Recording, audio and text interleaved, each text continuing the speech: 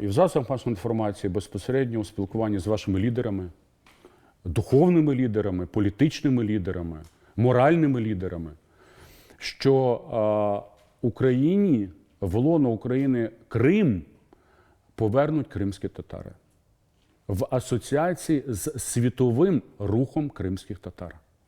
Я хочу запропонувати президентові, хто ним буде.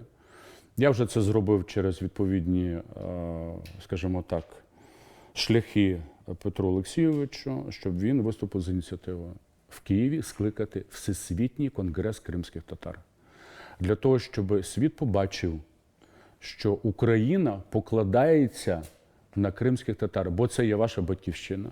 Ви є друга титульна нація в Україні.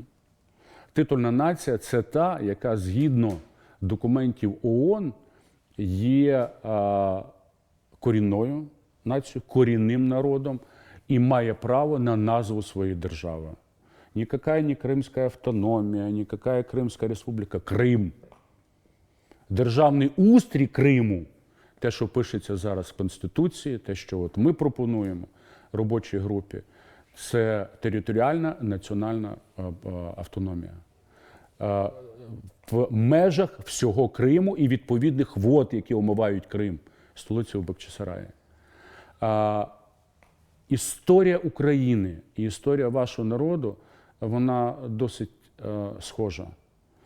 У нас весь час були спільні вороги, як і спільні друзі.